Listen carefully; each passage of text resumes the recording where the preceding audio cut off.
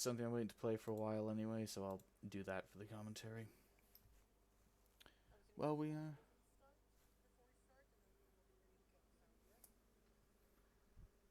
sure.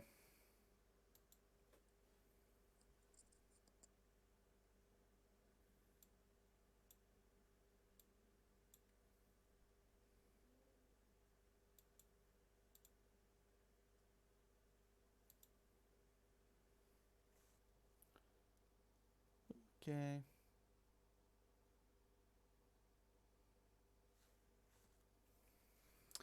And here we go.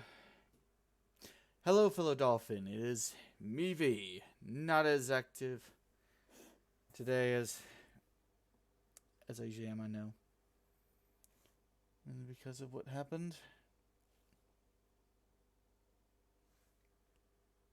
It's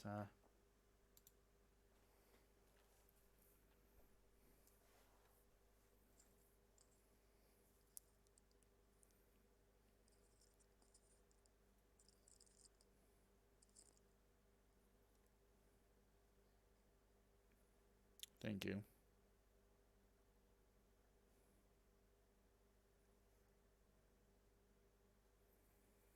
All right. Well, other than that, well, yeah, we are currently live. It's good you're back. So say hello.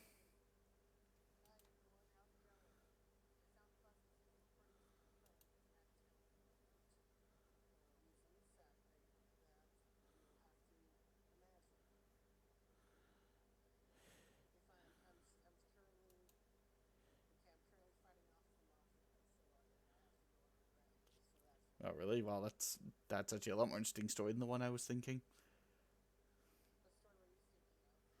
That you were seeing your secret trap girlfriend or something.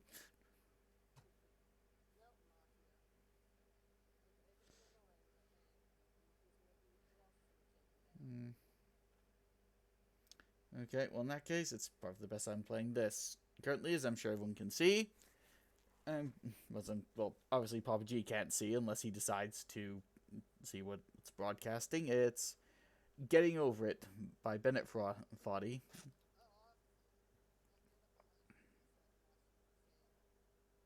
Yeah. That's appropriate for what just happened to me. Well, my cat had to be put down this today. So, oh yeah, I know.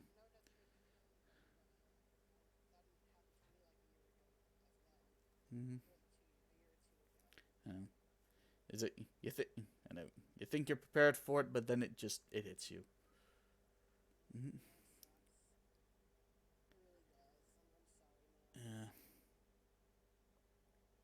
I mean, cherry lasts a while, but eventually it just has to happen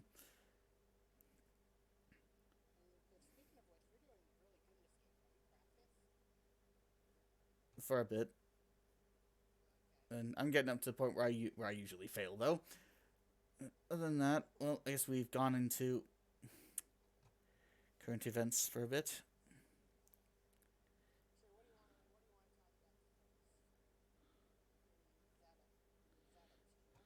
Mm-hmm.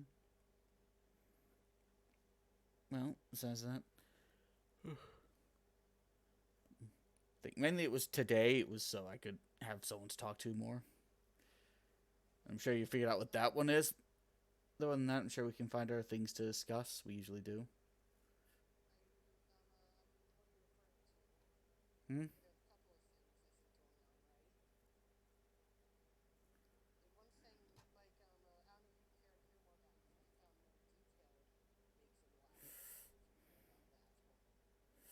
Okay.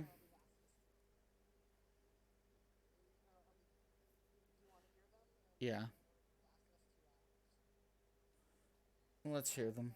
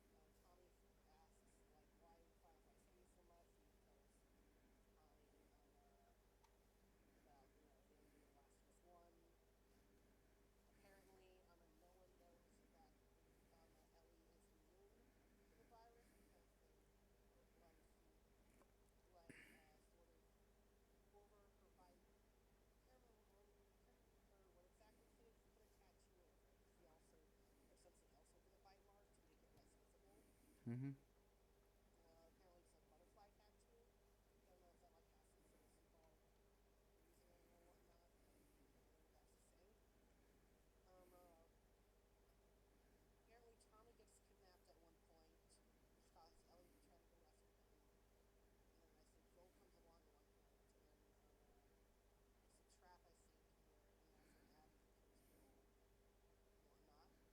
Mm-hmm.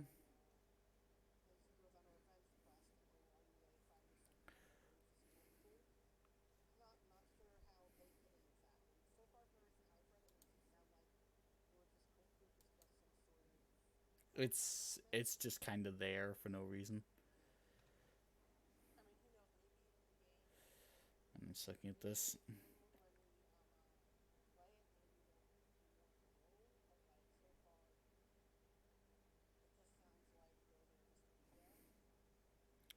Okay. No. And I,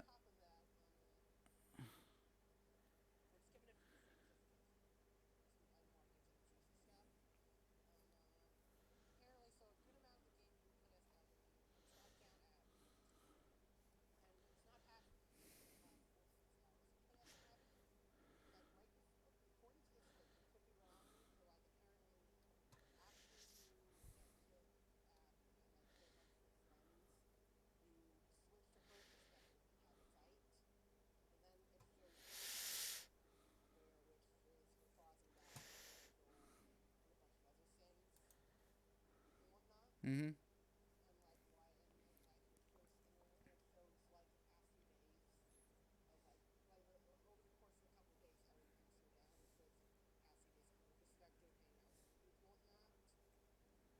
Mm-hmm.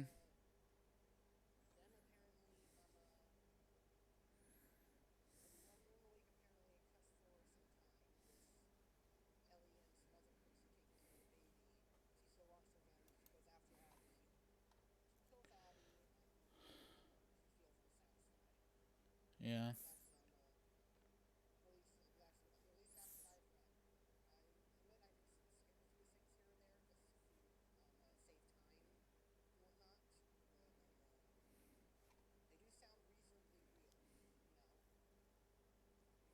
Mm-hmm.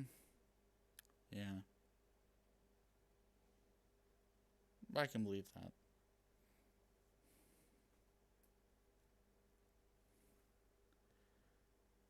Alright.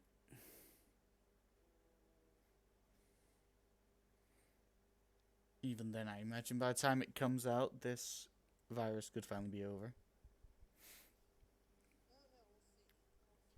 Yes, finally.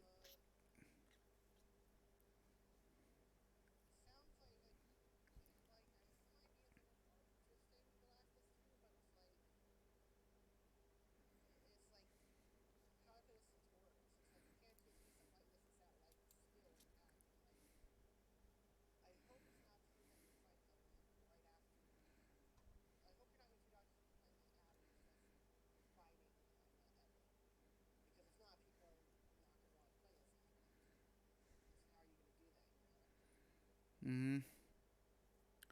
Yeah.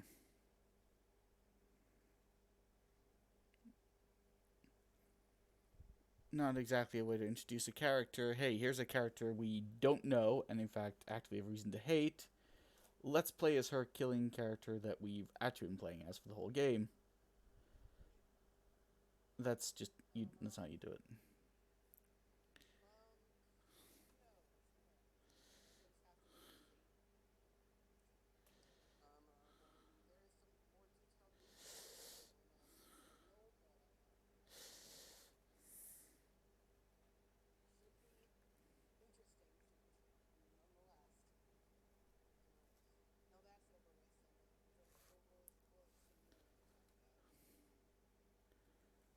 Mm. Well, that was thing. That was mainly it. Did I send you a video on what exactly The Last of Us could mean if it bombs upper echelon gaming?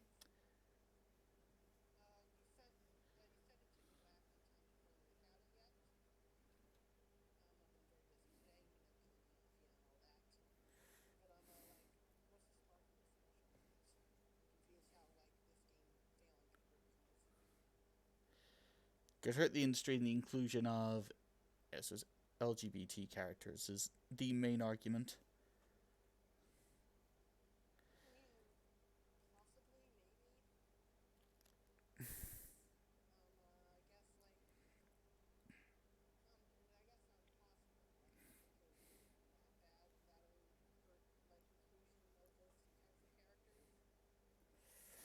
Well, especially if they do Abby as terribly as what the leaks are saying they're gonna do. Even in the parts of the story where they try to make her look good and sympathetic, she just comes off as very unlikable. People are gonna remember that character. And every time you try to include more, well, then people are gonna say, wait, is this just another Abby? This sounds like another Abby.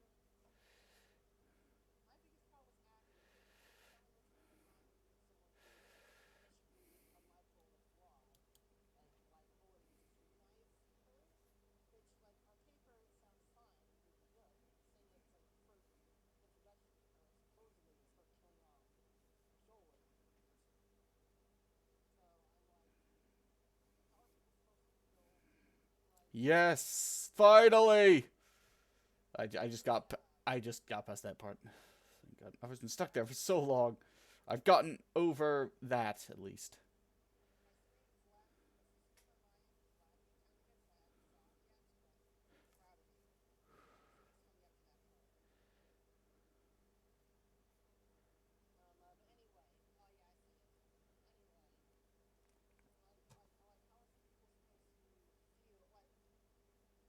No!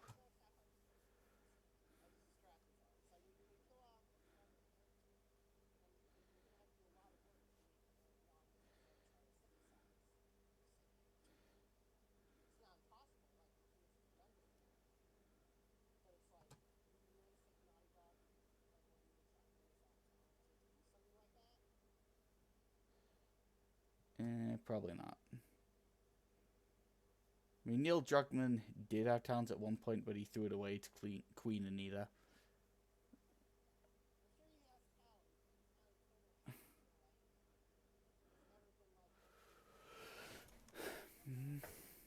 Well, you don't have to be a genius. You just have to be good execution. I mean, hell, even a simple story can be good if it's just executed well. I think we've had that one before.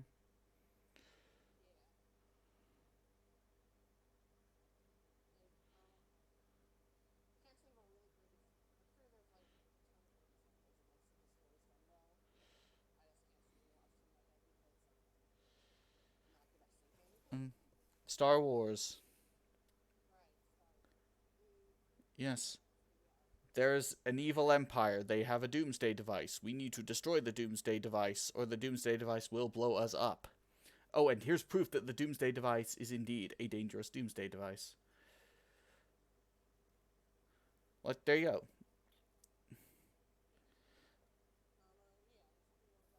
Mm-hmm.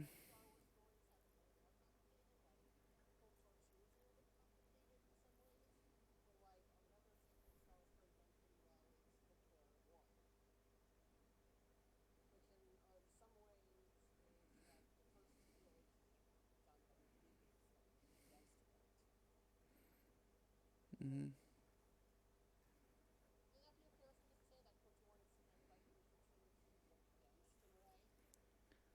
Mm, I suppose it could be. I never played it the whole way through. I just know how it ends, so I'm probably the wrong person to ask that. No! Fuck.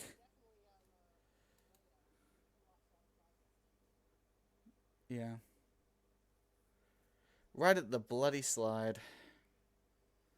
Well, I'll get over it. Mm, shameless pun. I just have to get over this part again.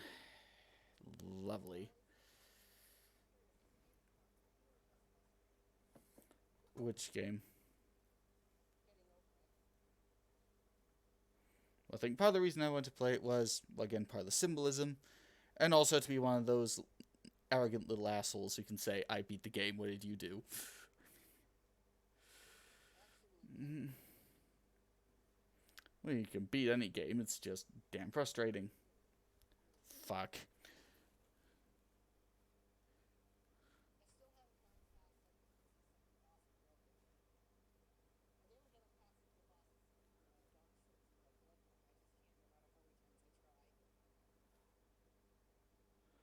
Wait, you can get the first boss in Bloodborne?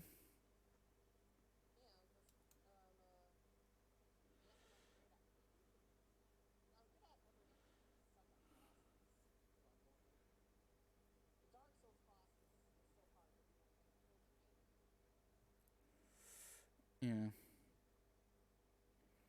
Because Dark Souls, it's all about just having a consistent technique more than anything else, you would say?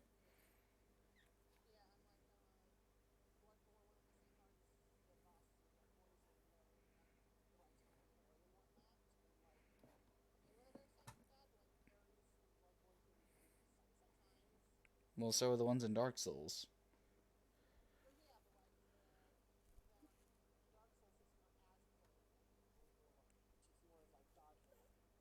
Yeah, but it pays off to get good at parries, because then I suppose you can have this kind of a humorous moment where you're butt kicking the final boss because you're parrying him to death. No, yep, don't.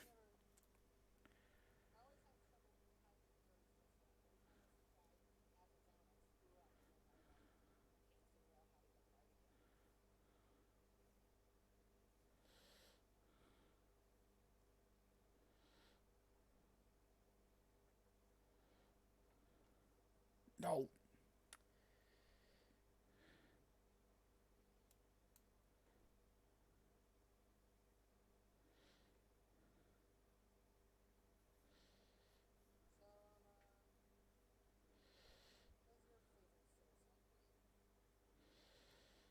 Favorite Souls like game?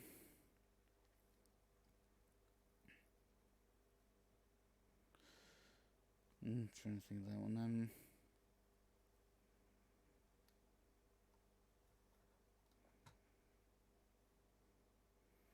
I suppose that would be Bloodborne currently. I mean, it might do with some of the bias that I'm being British and Bloodborne clearly being modeled after Middle Ages London.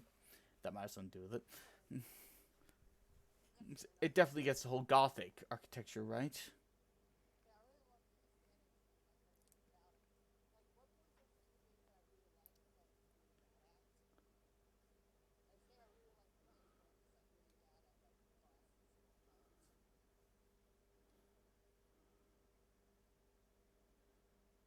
Well, we're all love games that we're bad at, don't we?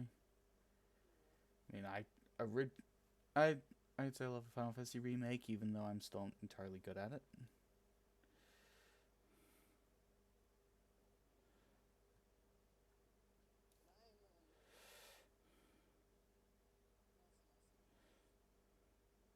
Nope.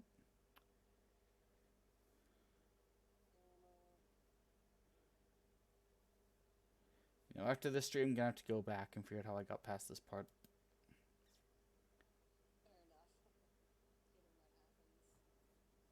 Yeah. Yeah, that's why I had the sound off part of it. So I now hear Bennett Foddy's condescension that he tries to disguise as empathy. Fuck you, Foddy.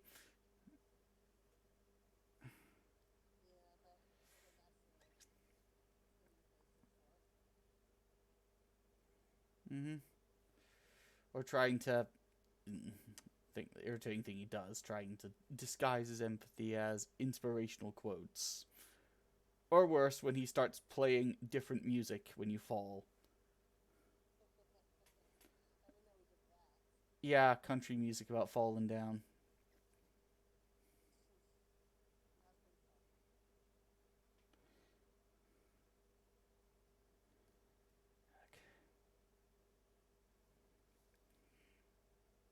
Mm-hmm. Yeah, not really funny for me, but I can see it'd be funny for him.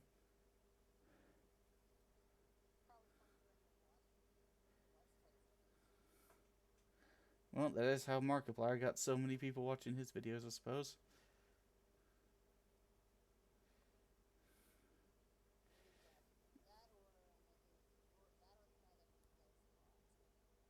Well, no, he screams a lot during that playthrough. To a point, there's a ton of comments on his videos saying, "Wow, my parents thought I was watching porn."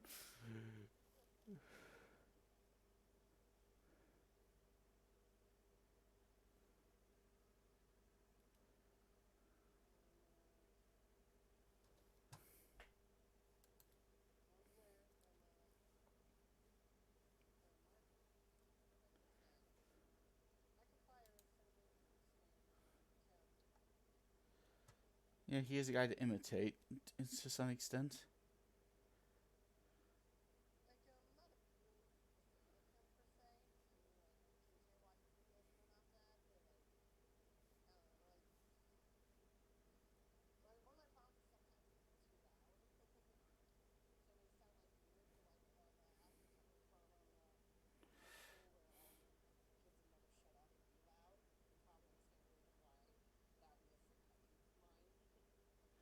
Well, yeah, but to be on YouTube, you've got to be loud. And look, it works. Look how many followers he has.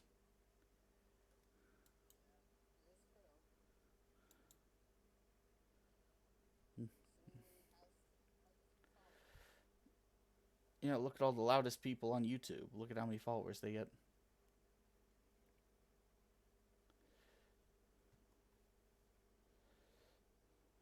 Yeah. People say they're too loud. They say it works.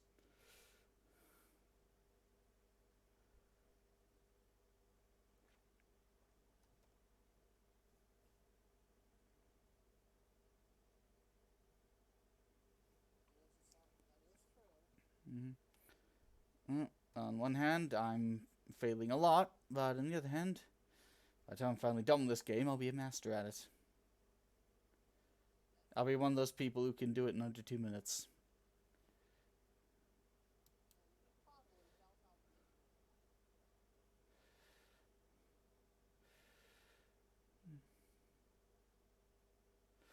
Well, entirely. It's all about discovering just what to do at each moment very precisely, kind of like Dark Souls. And now I'm just comparing a climbing game about a guy in a cauldron to Dark Souls. Dark Souls enters everything, doesn't it?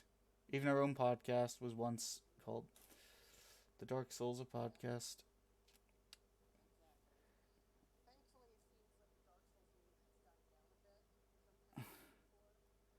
Uh,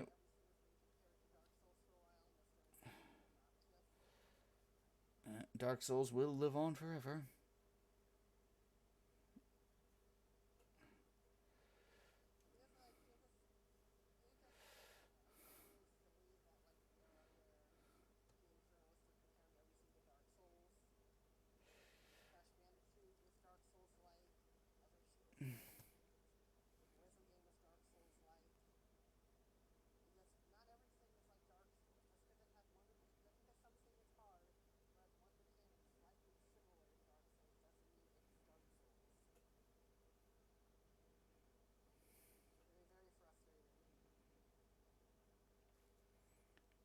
As we all know, game journalists, they don't game.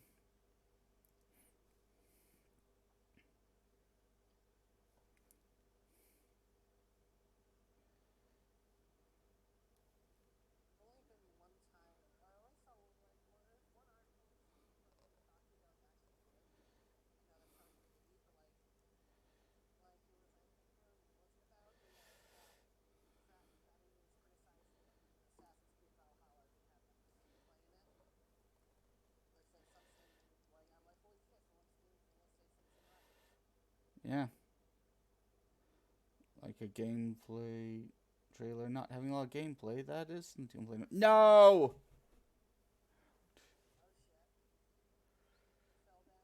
Oh, yeah. And I was trying to be careful, too.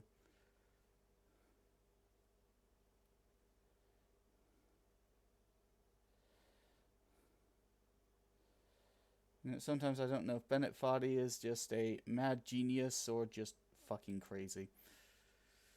I don't know, maybe he was into BDSM at one point, but he couldn't get anyone to put it his sadistic fantasies on, so he made games that he knew would encourage rage.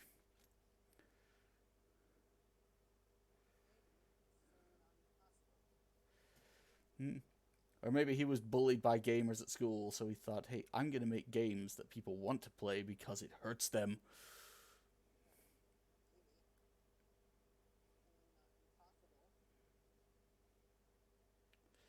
Yeah. Either that or he failed a lot. He deleted his homework day for it was due way too many times, as he says in the game. And thus he really just wants people to get hurt. Which I suppose is fine. I can enjoy a bit of sadomasochism myself, but dude, save that for the bedroom. Don't put in games.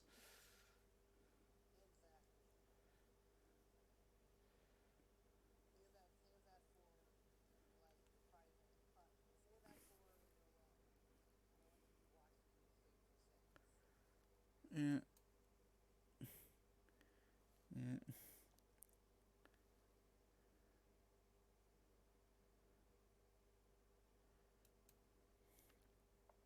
Either that or I secretly played this because I have a love of being hurt by someone else that I cannot hurt and strike back. Which probably says a lot of very uncomfortable things about me I'd rather not get into. But then again, this game discussed philosophy a lot, so why not? Let's discuss it. I know. Yeah, I know. I took it in college, and I regret taking it in college as I spent most of my time just arguing with a professor and learning nothing. And learning that there is no definite truth, so what's the point of even arguing about it? But now I think I can kind of see it.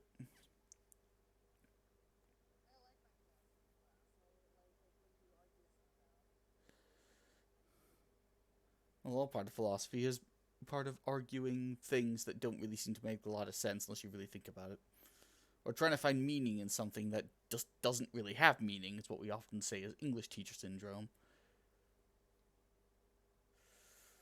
Or where something does have a meaning, but it's just so complex and convoluted that most people miss it. And then we have to go into the discussion of, hey, maybe that was the author's point, that most people don't look deep enough. Either that or more likely reason it was made so ages ago, so most people miss the Old English in it. Tale of Two Cities, for example. That's a fine example of that. Two cities. Eh. Okay, obvious satire aside, it's about two cities that take place before and after the French Revolution. Would be the problem is the book is very long. It's also incredibly boring, and due to the old English it's written in, very hard to read. And when it's not boring, it is just being flat out depressing. And I'm sure I pissed off quite a lot of English majors with just that alone. Yeah, it is. And there's also a certain way it is written, which was due to the way it was originally written. Originally, the book was published as this ongoing newspaper, so every single chapter would be written as in today's issue of the paper. So you almost kind of like the first newspaper comic in a sense, an ongoing series, and every single chapter is seemingly this new story that's actually all interwoven and related into everything. So, in a sense, it seems like it could work. There's just one problem. With a story like that, you need to give a red string to the audience. Something, which, if you saw the whole Lone Ranger video from Filmento, you need to give the audience something to latch onto. Something that tells them that all of these seemingly random stories about these totally different characters are actually all interconnected, and there's going to be a massive payoff at the end. And yeah, and to its credit, there is that there.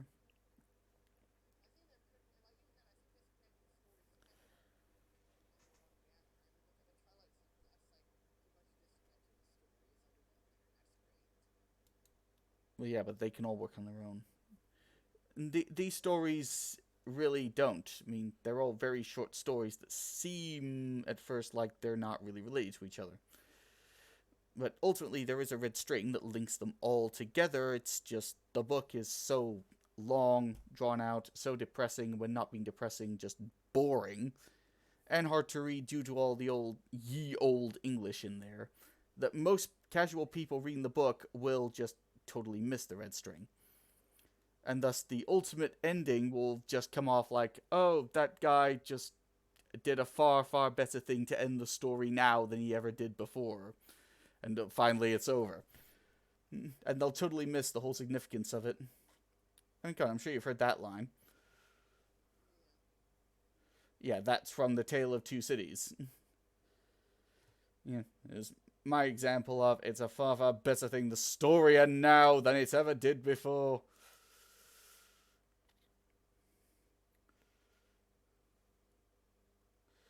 I mean, once you understand the whole story, it's actually quite a wow ending. But if you don't, it comes off as, what the fuck was the point of all that? And who the hell was that guy, anyway?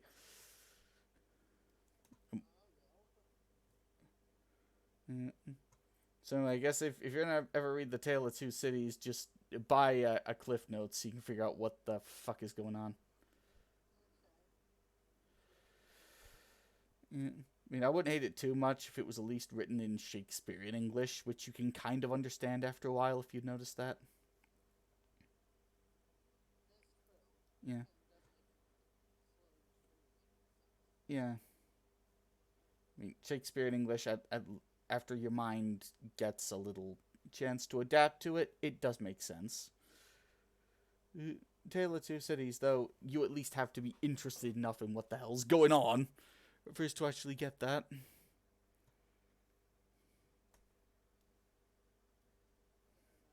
Mm-hmm. That's the problem. It's just not interesting.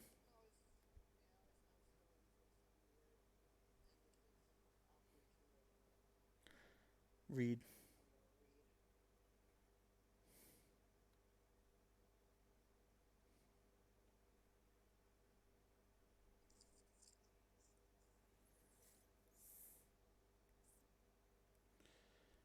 Yeah, then again, I guess every now and then stories can teach us to speak a new language or at least have new words to our vocabulary.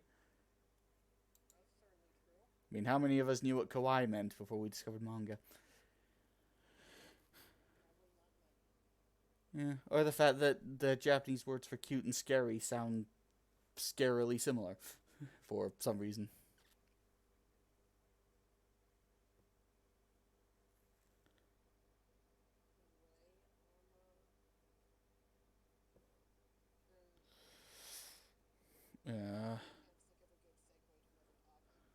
Yeah, just make something up then. I mean, pretend that you're Linus Sebastian trying to segue to today's sponsor is Glasswire. I didn't know how to segue to that.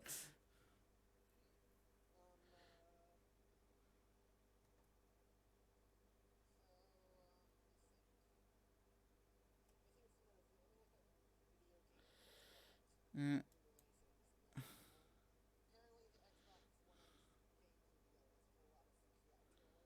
yeah.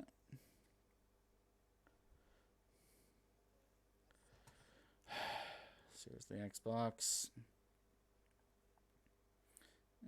Give us at least a gameplay trailer that has gameplay in it.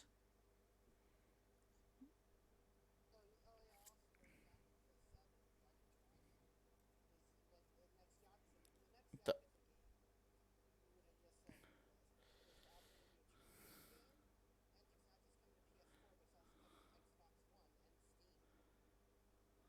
oh, that's good.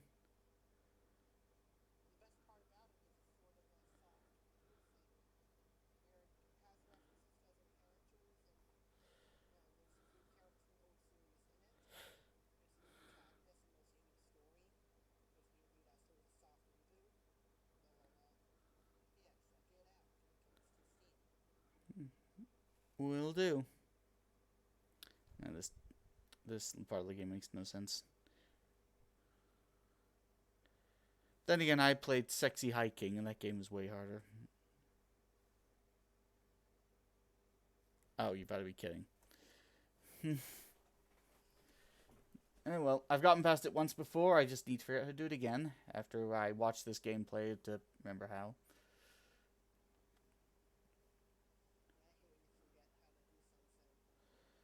Mm. And this is, I guess, this is a game is ironically a good way to get over grief. Well, yeah. Why would I care about grief when this game is giving me even worse? This grief I can at least get over. And that makes my other griefs feel at least a little bit less bad. So in a sense, Bennett Foddy made the ultimate form of therapy when I'm guessing that wasn't his intention. Well, as much as he likes to quote philosophy, I doubt that wasn't his intention. But he says in the description, I made this game to hurt people.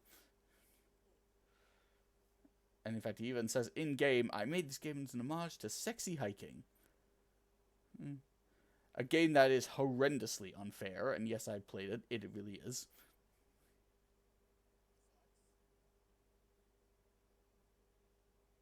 Yeah.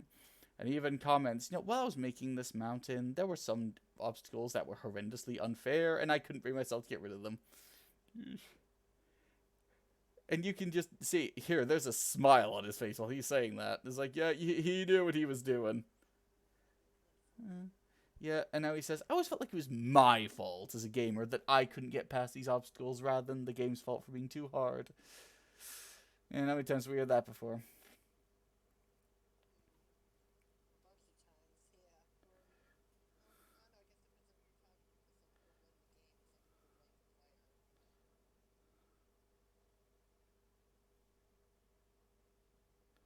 Even when the game legit is unfair. So what do you do when that is?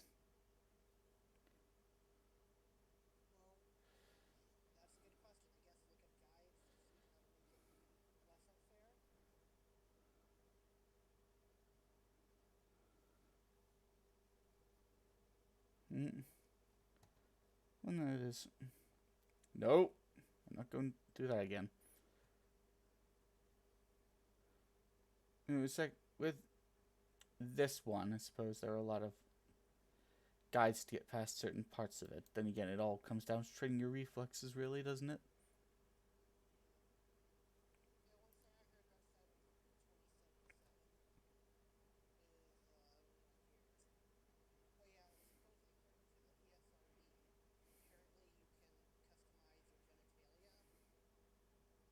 Okay.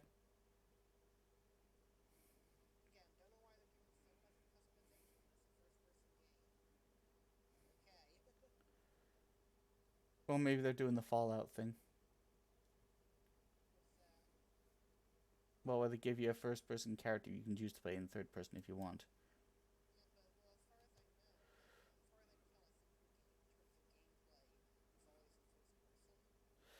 Yeah, but we don't know yet that yet. They might be planning on that, but they might change it later.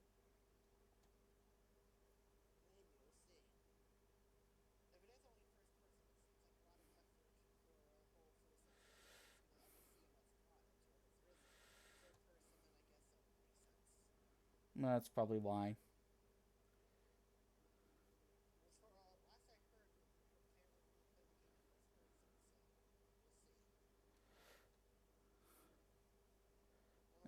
Well, you can only play Doom Eternal in first person, and modders has solved that issue. Shit.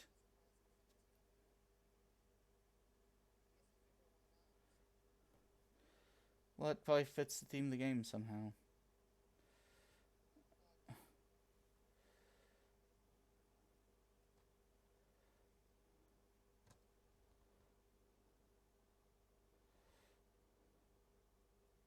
No! Fuck you, Foddy.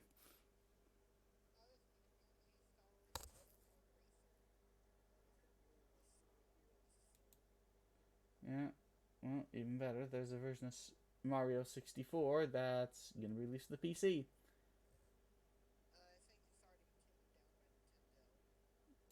Yeah, but that research is out there, Nintendo. Once it's out there, it's out there. You ain't getting rid of it. Someone else is going to do it in secret and then mysteriously release it. It's like with PT when Konami tried to take that down. You remember? And we got it anyway? Or they tried to get rid of Pokemon Uranium and some people got it anyway? Mm-hmm. Yep, and a good game it is.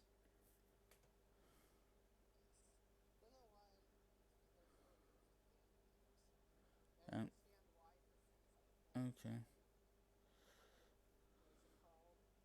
Well, on that, that video game storytime channel, they actually sent me a video of why Nintendo hates fan games. So I'll send you that later. Well, I didn't get a chance to watch. Well, no, the video was on. I'm subscribed to them, so they've made a video. Well, I had the time to watch it yet. It came very recently, so I'll send you that as well once we're done here. And I've slowly lost all of my sanity. I mean, it's a better game when you don't have Bennett Foddy telling you philosophy all the time, as if he's in the Tale of Two Cities.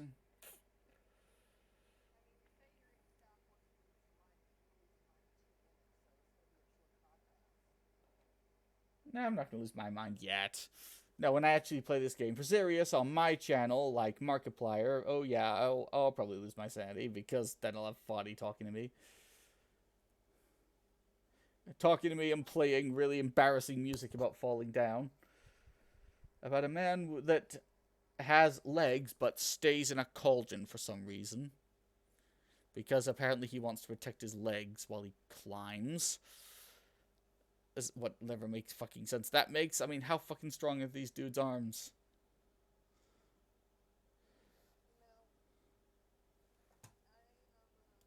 Or am I just putting too much meaning into a game about climbing a junk mountain?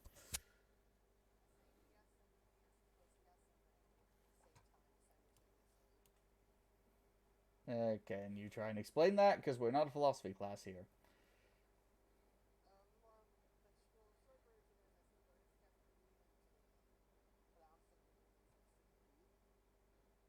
Probably not. I mean, the whole game does star Diogenes, I think.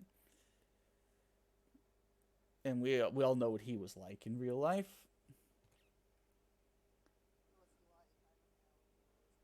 He was he was a Greek philosopher that's widely seen as history's first massive troll. That he would often sleep in a urn or a cauldron. Let me in.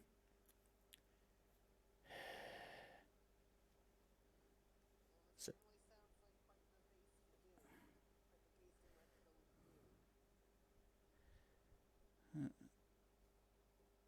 why he would choose a hammer of all things to get himself a mountain, well, one can only assume. Or why he'd think climbing without feet is a good idea, I don't know. Or but yeah, what's this dude made of when he can fall so far? I don't know, but maybe that's me projecting too much meaning onto a character that's not really supposed to have any.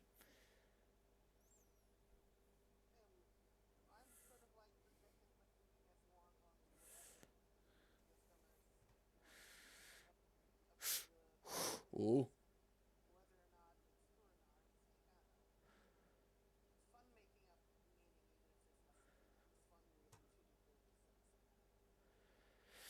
Yeah, I mean, I am. Well, at one point, I was an English teacher, so I, of all people, should know why people do it. I wasn't joking about that. Yes, I actually. Well, in China, I was an English teacher. That's what I did there.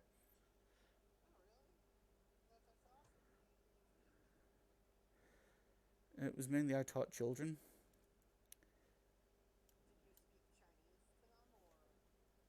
Well, that would kind of defeat the point of teaching them English, wouldn't it? Oh God! Finally, I'm over that part again.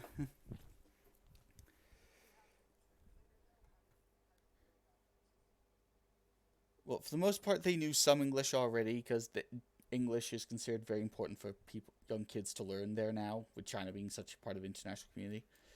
Now, for serious translation issues, I would have an assistant teacher who was spoke Chinese and no, who spoke Chinese, who would speak Mandarin and English.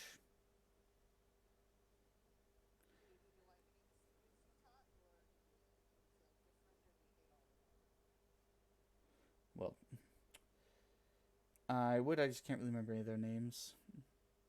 I'm terrible with names. Yeah, there were good ones. They, if I honestly, the students are really good for English teachers. They see them as the fun teachers they can have a good time with. Yeah, mainly because I've seen how the actual Chinese teachers are. They're really strict. In fact, honestly, the most. One moment. Sorry. No. Sorry. The most effective way to get them to stop doing something is to say, "Do I have to tell your other teachers about this?" They'll stop instantly. I mean, I've seen how they acted when they were in their regular classes. It was like it was like being in North Korea. If you ever seen what their classes are like, everything is everything is totally quiet. And then you hear about their schedules. I mean, it's like, whoa, that's how long they work, and to the point that often a lot of them actually live in school because they're at school so much, and they have that kind of work. Well, it's no wonder they love English teachers so much.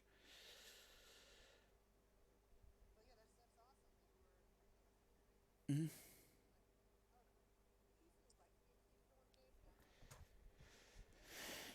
Yeah, I know. Yeah, I know.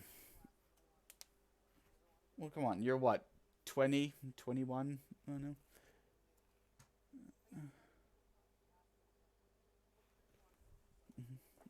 Yeah. Yeah. Like, come on. I would say be a teacher in a foreign country like I did. I mean, you can meet a lot of interesting people. You can travel around. You can have really interesting conversations, start their stories. You know, yeah. Like my story, the fact that, well, so what did you do last? Well, I was an English teacher in Wuhan. That tends to get people talking. It's like, wait, you were in Wuhan? Yes, that Wuhan. I got out just before the virus hit, so I dodged a bit of a bullet there. No.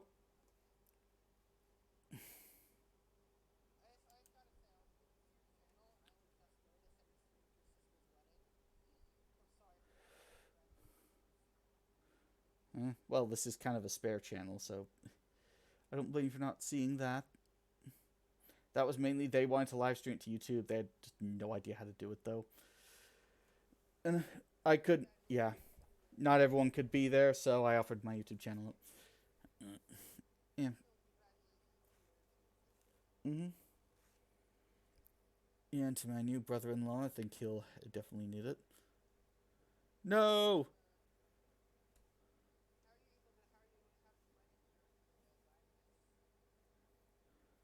Mm.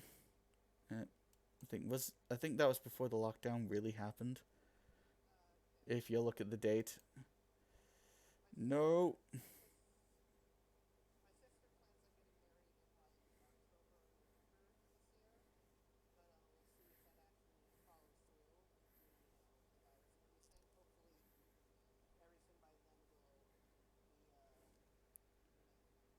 Well, I mean, I'm thinking maybe the virus will end soon.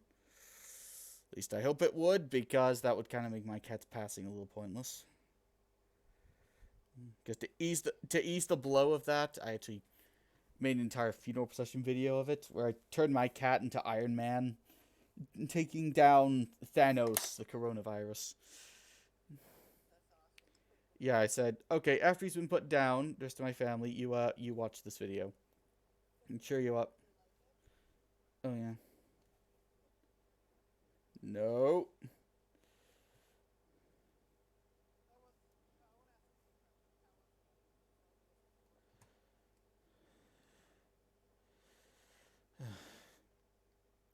It was fine.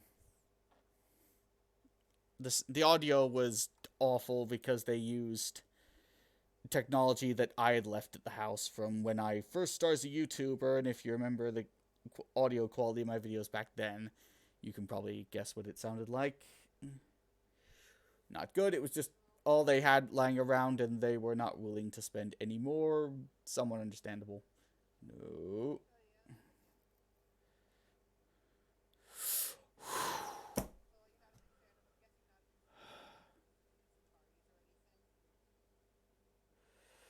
Well, I mean, for me, I'm probably never getting married, so doesn't bother me too much. I do wish them the best, though. I mean, my new brother-in-law, he is someone that I quite like.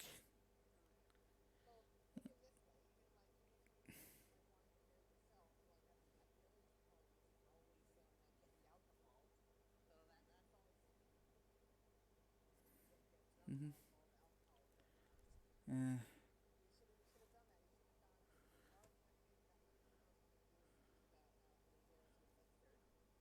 Eh. Well, I would have done that except the fact the wedding happened in America and I'm kind of in the UK. Yeah, so they just I communicated with my dad. He live streamed it to my YouTube channel, and I controlled it from the UK.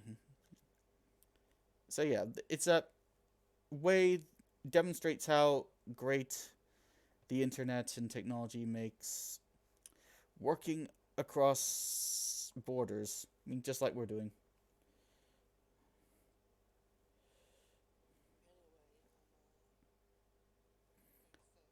I mean, without the internet, would the two of us have ever met? Probably not.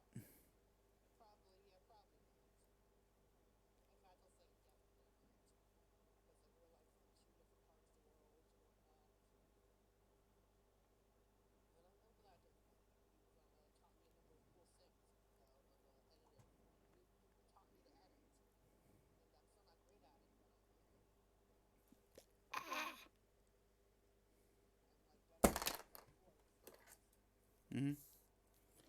Mm.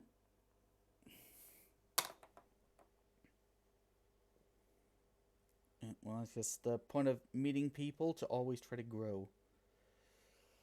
To always get up when we fall back down, like I just did in this game. I guess that's the point of life. You've got to learn that sometimes life will just shit on you and you've got to get back up.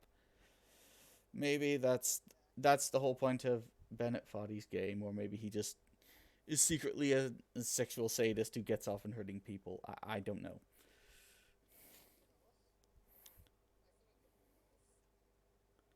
Well, yeah, one usually has a primary motivation, doesn't they?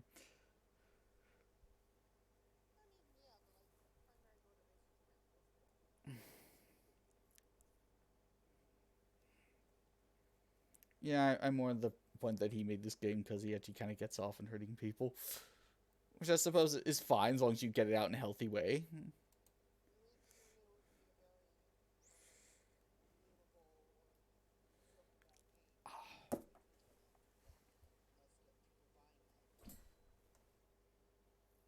Mm. Well, it certainly did that.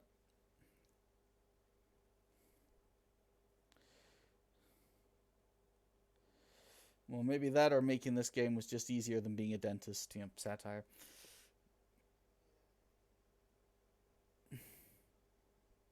Mm-hmm. Yeah. You gotta love causing things pain, and you gotta figure out how to monetize that in a healthy way.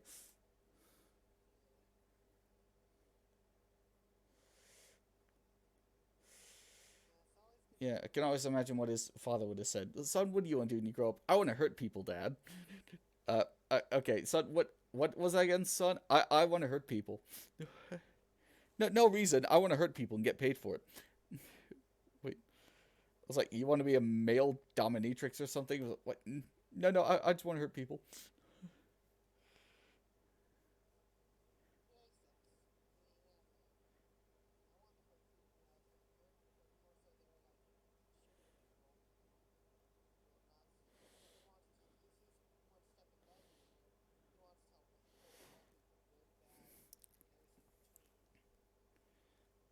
Yeah. Or that, or he wants to hurt people who get paid to be hurt by his game. People like Markiplier, for example, or PewDiePie even. A number of, I think, remember watching his streams, he did the whole Kamehameha joke when he was trying to jump with a hammer. But then again, actually, we're playing this game, I've gotten further than ever before. So in a sense, I really am getting over it. Getting over a lot of things. It's proof that with enough perseverance and enough frustration and one total asshole, if you try to please audiences uncritically accepting their tastes, it can only mean you have no respect. Fuck you! Although I do agree with him, that is true. Don't try to please everyone, or else you have no real respect for them. I guess I am playing the game. I did pay money for it, so he is right. Despite knowing how much this would hurt, I still go at it.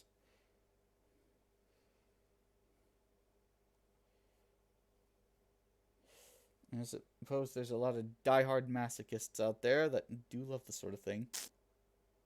And I'm ashamed to think that I might be one of them.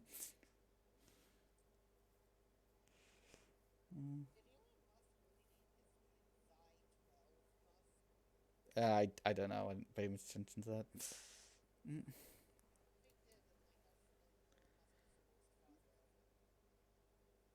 I don't know. He's weird, but he's weird in a brilliant way. There might be a reason for it.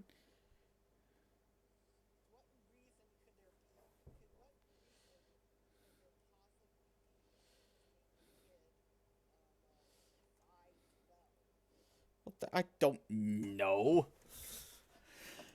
Why would he become known as the guy who loves anime on Twitter? Like, I don't know. You never know why he does what he does. He's special in a very creative way.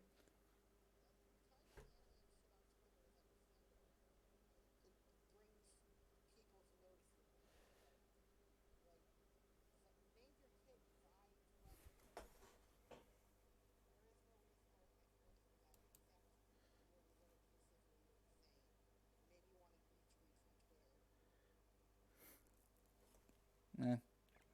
Probably he's launching a new product and he wants attention on himself. I don't know. If you have attention for yourself for your product, you can. It's easier to help sell it. Even if it's negative attention, you can usually turn it to positive attention. I mean, help Sonic proved that. First, it got negative attention, then it converted it into positive.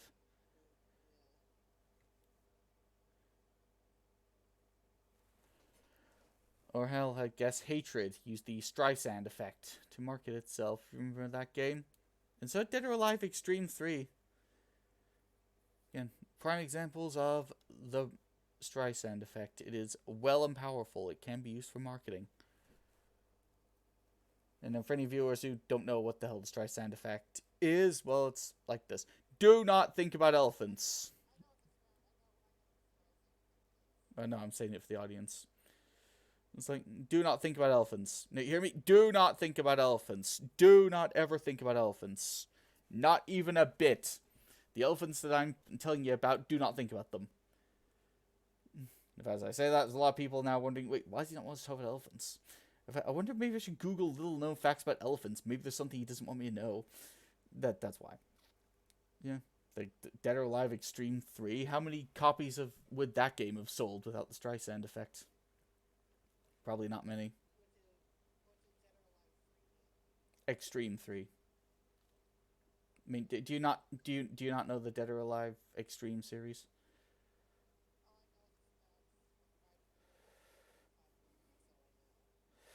Well, the Extreme series is a kind of a offshoot of the Dead or Alive series. It's about taking the girls from the Dead or Alive franchise and having them play mini games on a vacation at a beach resort in bikinis. And you can buy new swimsuits and take pictures of them. And watch them play beach volleyball. See, you can probably get an idea what kind of game series this is.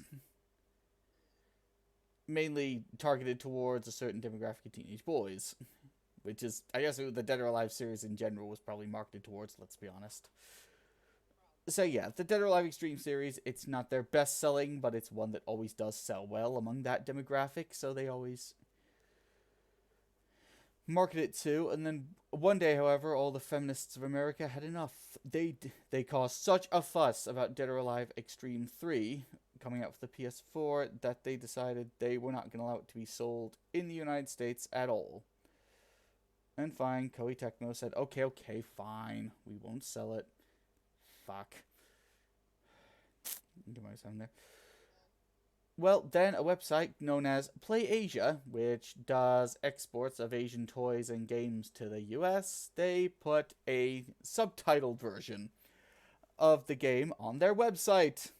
Hey, it's like, you still want to play this game, PS4 owners? You can buy a subtitled version of it. And it was one of the most bought games on that website. And when the feminists made even more of a fuss about it and tried to have PlayAsia shut down, the sales quadrupled. Everyone was buying the game. People who didn't even care about the Dead or Alive Extreme series were buying the game because they didn't like the idea of video game censorship. And this Dead or Alive Extreme 3 went from a game that probably very few people would have bought to one that now everybody was buying. And probably one of the best-selling games in the entire Dead or Alive series. So, yeah. So thank you, feminists.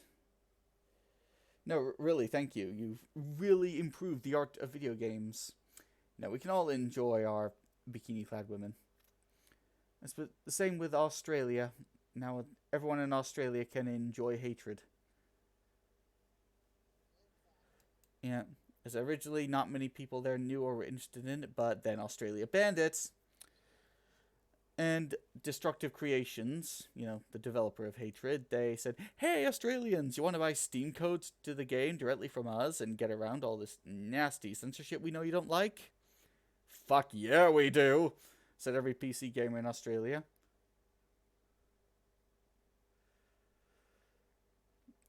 So the more you try to suppress something, the more powerful it lashes back. I mean, how many other examples do we have of that? And yet it seems people just don't learn their lesson. Besides Joker.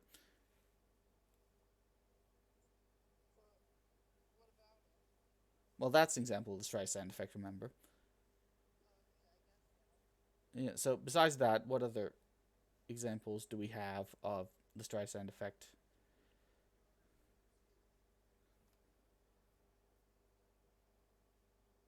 I guess we could say so. Is there any others? I mean, no, because I keep thinking about it now that I brought it up.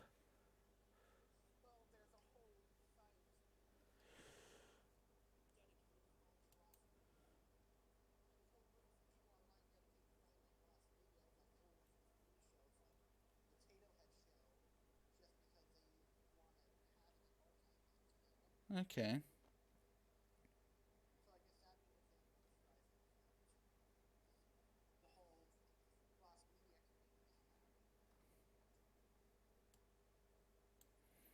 Patience is the foundation of eternal peace. Make anger your enemy, harm comes to those who only victory and do not know defeat. Find fault within yourself and not with others. It is in falling short of your own goals that you surpass those exceed theirs. Thank you, Bennett. No, Tokugasa Ieyasu. Is that the Japanese guy? Oh, I remember. He was a shogun in Japan, I think. The one who lost. So, it's always interesting to hear the perspective of the loser more. Or at least I think he was. I just know it was the Tokugawas that were in charge when Japan lost the Bakumatsu era.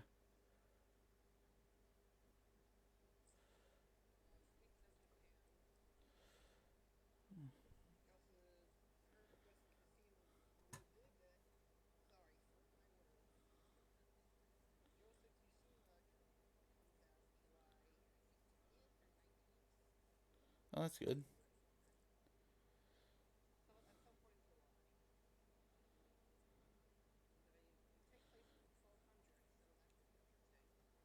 Yeah, the Mongol invasion. I remember.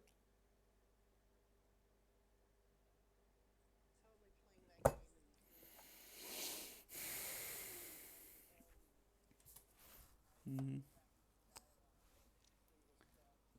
Yeah.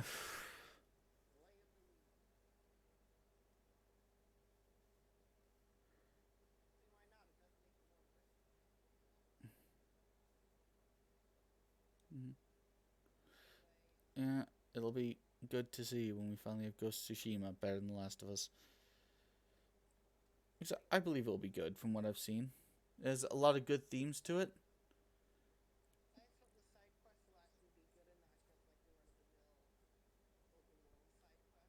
like they were in the Infamous games.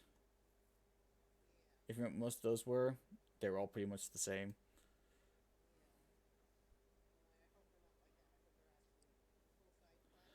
Mm-hmm.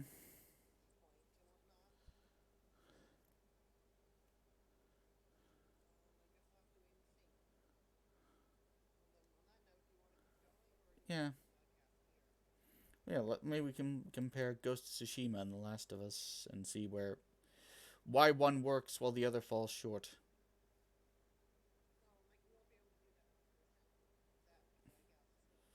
Well, we already know the basic story of Ghost of Tsushima.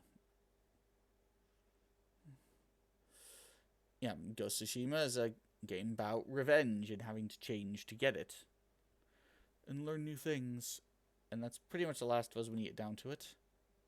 Well, at least Last of Us 2.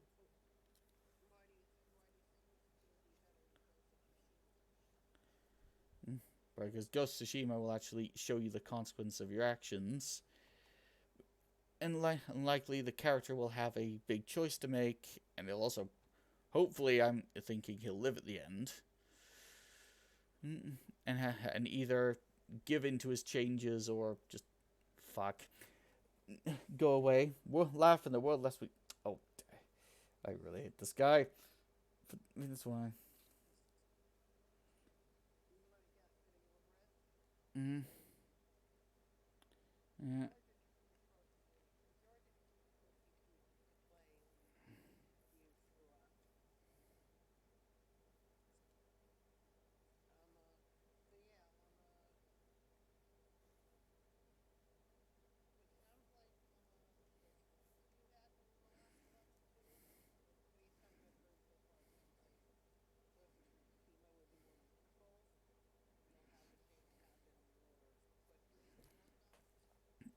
Well, Ghost of Tsushima. It's set up kind of like The Last of Us, which is, you're a samurai. This is what being a samurai is all about, and then you burn all this stuff in the first 5 minutes. It's like the Mongols invaded the Tsushima island, and oh yeah, well we've basically killed everybody. You're the last one left.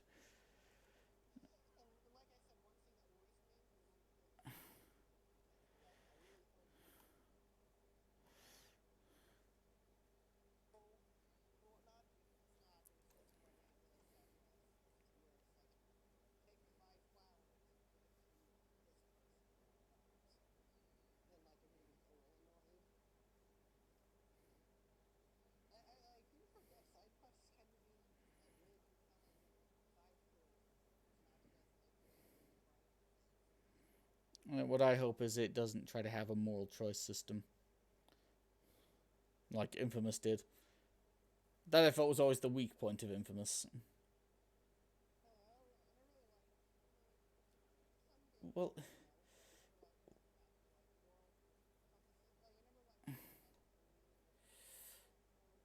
yeah, an angel. You're an angel, or you're Satan's dick.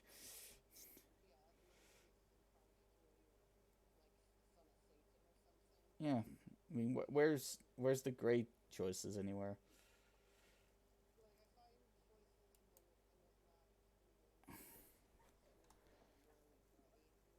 Yeah, like The Witcher 3, where your choice may not even look bad at the time; it just has terrible consequences. Yeah, like helping a certain tree turn into a horse. I was like, how was I supposed to know that one?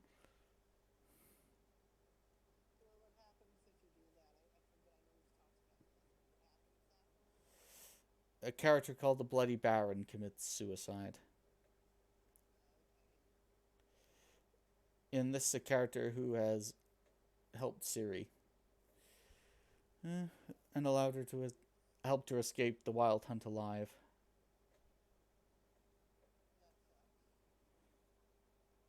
Yeah.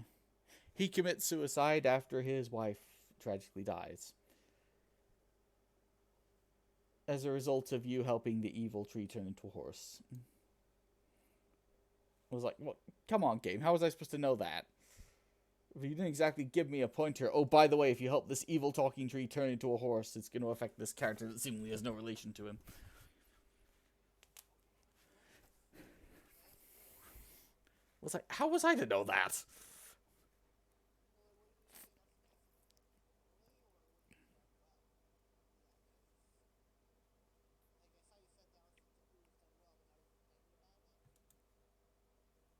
Well, I suppose if nothing else, it's a... Nope, nope. Just one moment, please. No. I am not falling off this ledge again. I am not. Slowly. No. Slowly, I say. I won't let it get to me. But let it... Fuck you, Bennett. Anyway, I think that there are a lot of good moral choices done well. Some of them better than others. Like, for the reason I just said.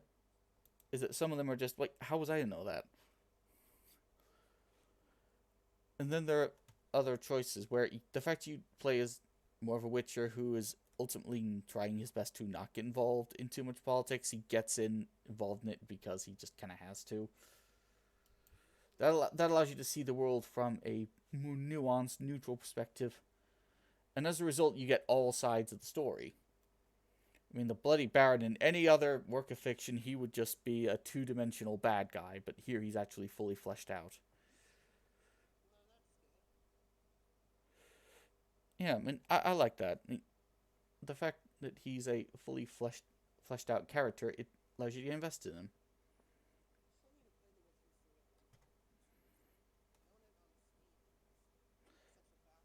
Ugh, I've got to finish it at one point. I already know what happens in it, 'cause it's wide knowledge at this point, but you never get all the way through. I'd probably just end up speed running it and missing a lot. That's my fear. And also, when I play it, I often get too caught up in sightseeing. Or wondering, it's a very screenshot good game, yeah.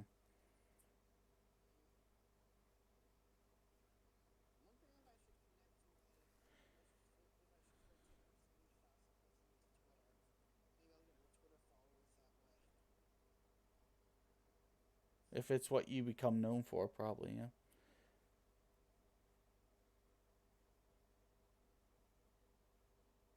Like, games as art, pasting screenshots. Or perhaps you could post a screenshot and then in captions just talk about the story behind it. Well, actually, that would probably work better on Instagram, wouldn't it? So yeah, that could be an Instagram following I could do now I think about it. Yeah, sort of a joint venture we could do. Just post gaming screenshots and then in the captions we write the circumstances that were behind the screenshot. Yeah. hmm Yeah, that would definitely be a interesting Instagram business to run. Or a Twitter business. I don't know. I'll think of one. In fact, I think there was already a similar one. They just do it with history. They show a photo of a historical moment, and then in the captions, they tell you what was going on at that moment. Mm-hmm. In fact, and now when I try to finally make my getting over it video, I already know exactly what I'm gonna make. I imagine David Bowie's As the World Falls Down is gonna get a lot of liberal usage in this video. David Bowie, As the World Falls Down, remember? Yes, the British guy.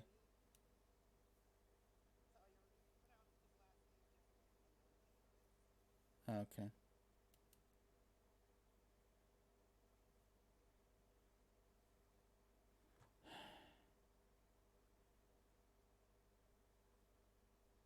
I don't know.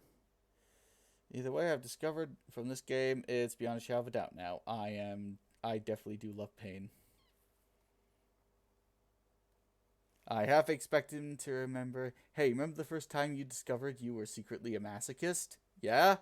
No spank for you. I hate you. No spank. It's awkward because I usually prefer women inflicting pain on me rather than men, but well, there you go. You'll learn more about me every stream, don't you?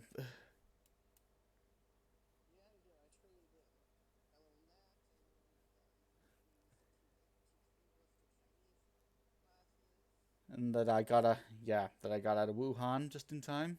Thank God.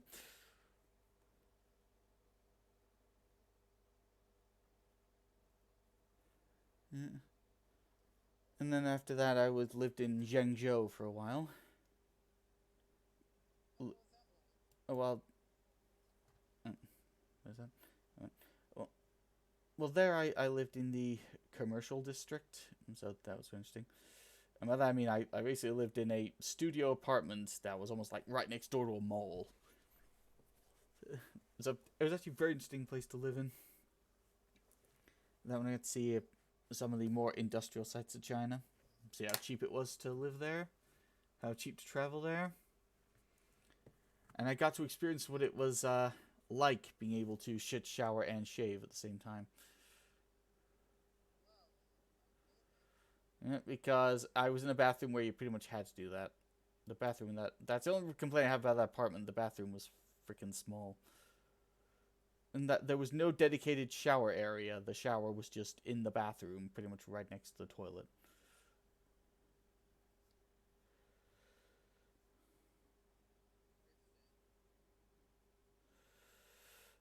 Yeah, so that was a thing I experienced there too.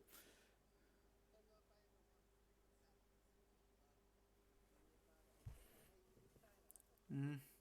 And you also can't drink the water there. Well, it's full of dysentery.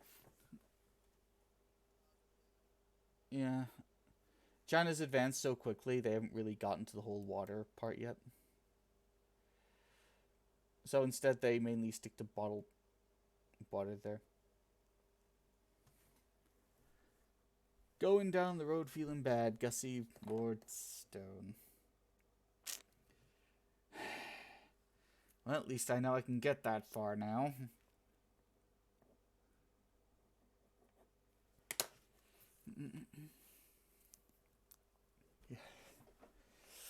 Yet back up I go.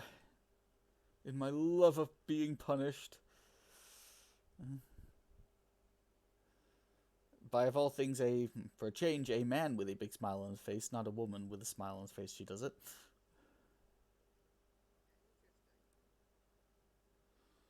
You've heard all the things we've talked about in this podcast before. This shouldn't surprise you.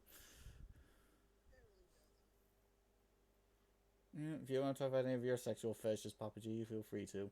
I won't stop you.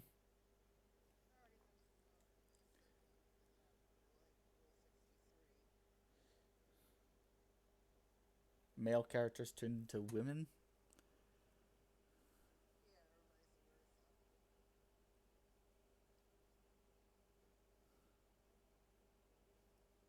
Yeah.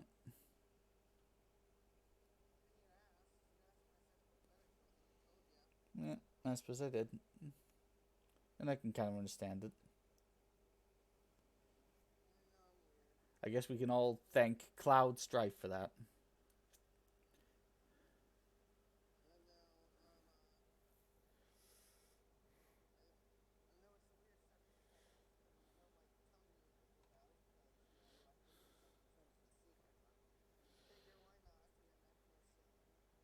No, I think you can probably tell a good amount of people. I mean, once you can accept it and make a joke about it, it really stops having the shame power over you, and you can embrace it freely. Me, yeah, I mean, you don't have to tell everybody every single secret.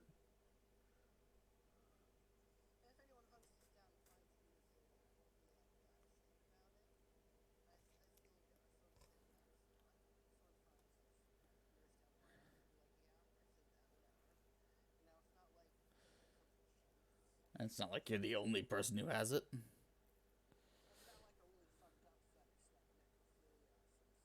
Or Cleveland steamer fetish. Yeah.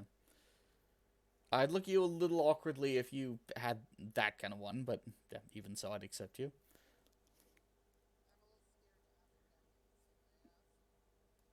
Uh, we probably look it up anyway. But I'll send you a message later. That and probably sounding. That one I recommend you don't look up. Shit. I fell.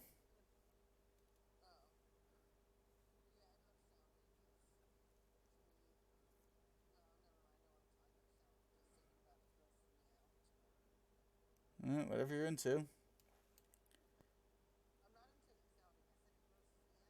Yeah, I'm sure there's a lot of people who are into it for some reason. That's the dark side of the internet. It's opened up a lot of sexual fetishes that we didn't know existed, including one that used to be used as a form of torture. Shows you how weird sex is.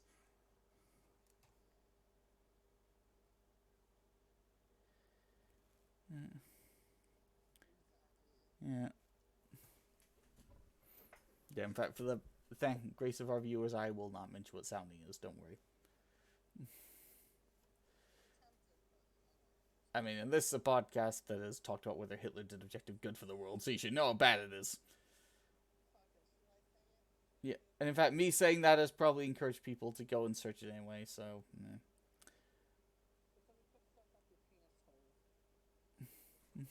or the urethra, I think it's called.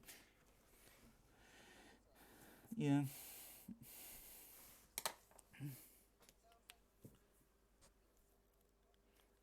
Well, it used to.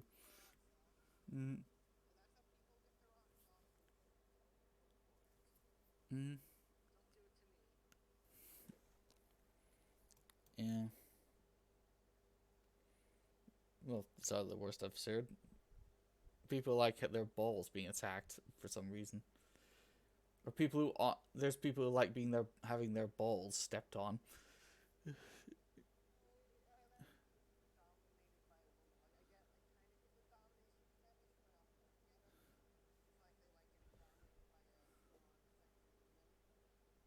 Mm.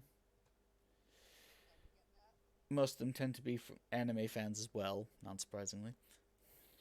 There's quite a lot of strong women in anime, despite how many from this bitch about it.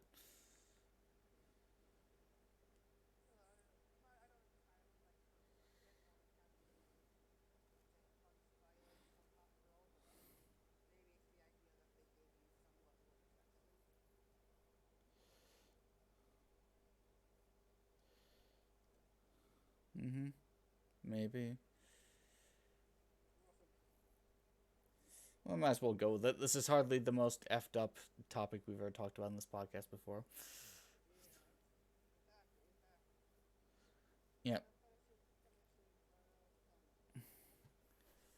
Mm.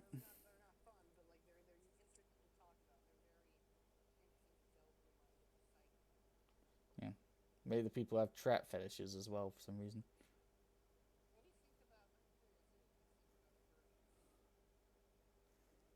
Uh, was in the art or the people who actually are furries? Oh no.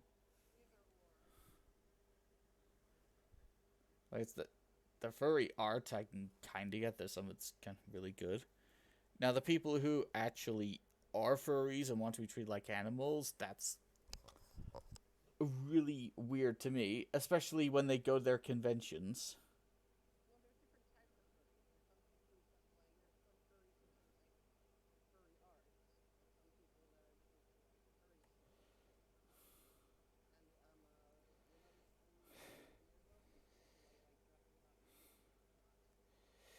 Yeah, or the one who go to the big conventions and they rent out most of hotels and they want to eat out of bowls and crap in litter trays. And yes, that does happen.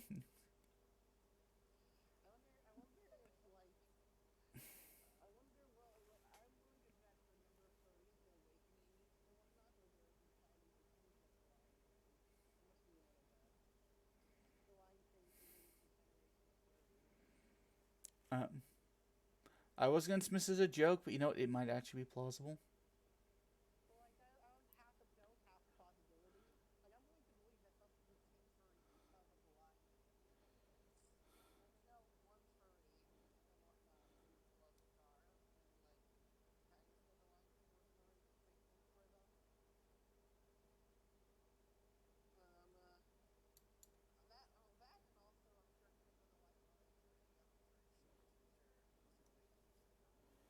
Mm-hmm. Sadly, yes. That's when I learned the Lion King was most likely a shameless ripoff.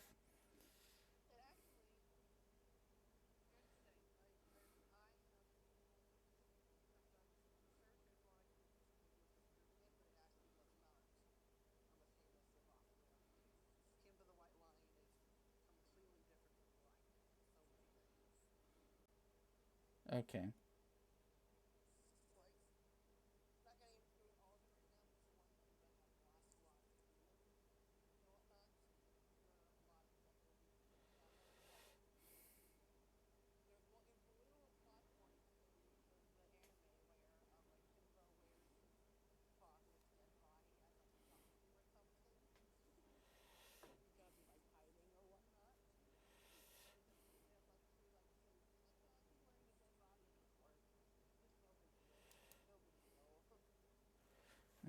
Okay. So there you go. Well, you learn something new every day. Learn something new every day. There you go.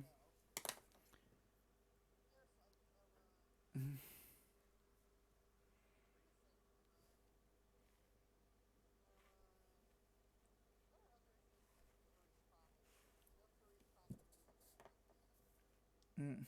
Yeah, that and why. Wonder why do so many of them tend to be highly liberal or socialist for some reason. So that I don't know. There's probably a furry. Well, there's probably a furry Bernie Sanders as well. I don't know why, but I bet there is.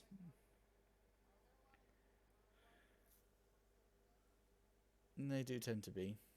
But again, that's probably my bias because I've seen a lot of them on YouTube.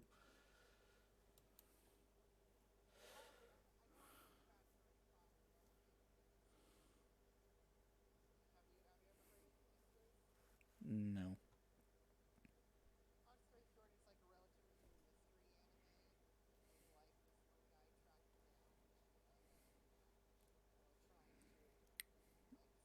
Mm, okay. Well, I can probably this. There's a lot of them that probably love Seton Academy. If you've seen that one, that one that's hard for me to describe really.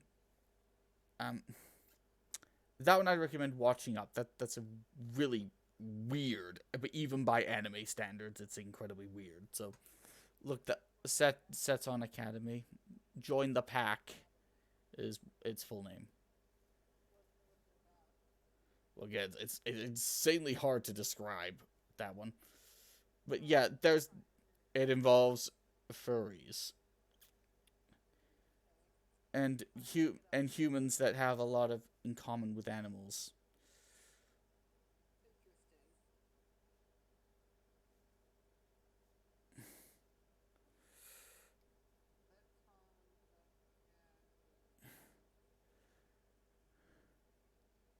Add join the pack as well. You'll get a hit then. No.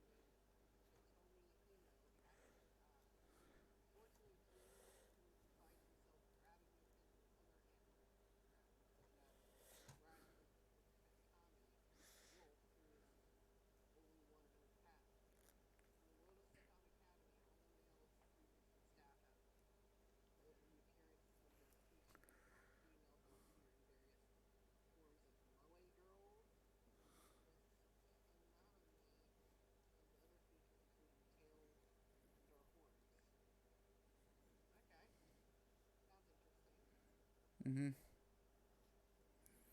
Yeah, that one's kind of awkward. Yeah, that's basically a show made for furries, that one.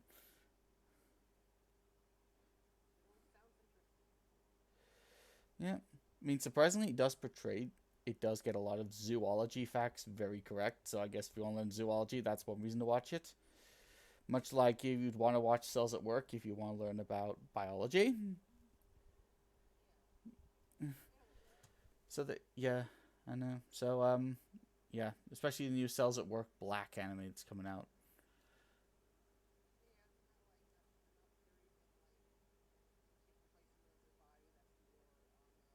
Unhealthy.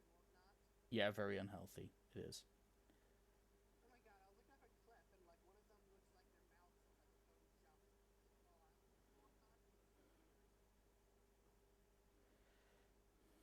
Mm-hmm. I guess even in Seton Academy, as weird as it is, I gotta say they did do the naked mole rats rather humorously.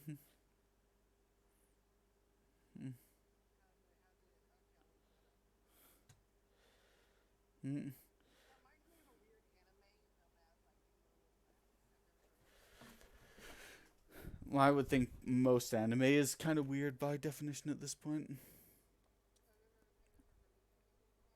No.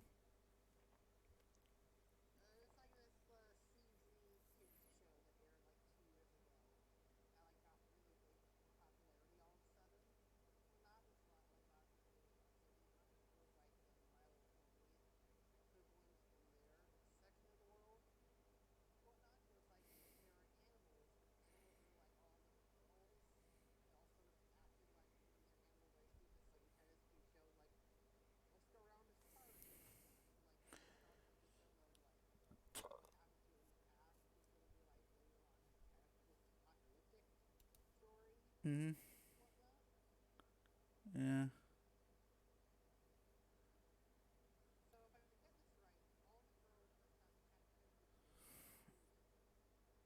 Well, animal appendages.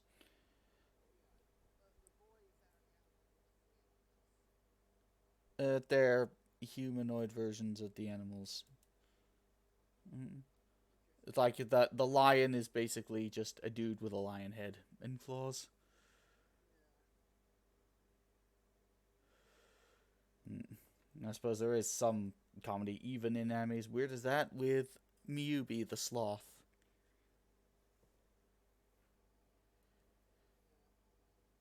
In fact, tons of sloth jokes are made in that anime.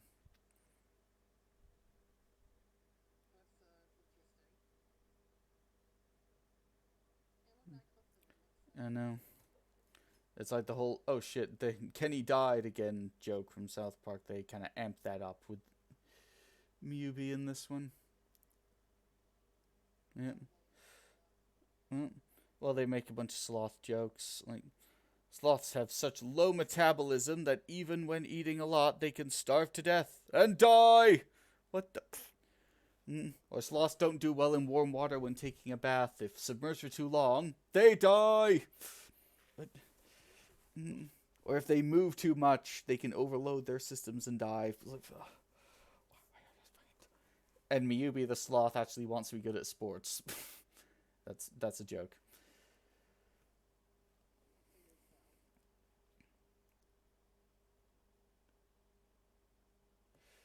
And in fact, at one point it becomes such a running joke that that no one even cares when she dies all the time and she talks to ghosts. There you go.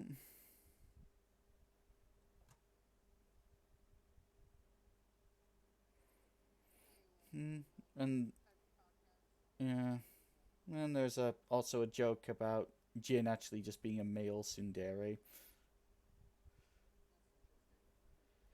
as he can't stand animals and yet he's an expert of zoology. So you know, no, for someone who hates animals, you know quite a lot about them. It's like, no, it's one of those scenarios.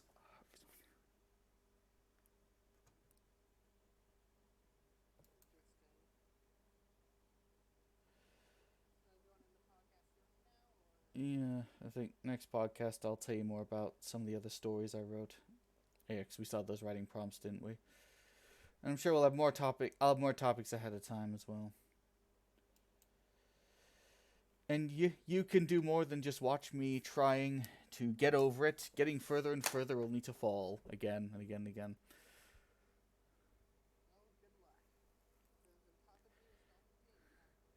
Yeah. And as we've learned, playing this game the sound off will help you keep your sanity. Bye bye.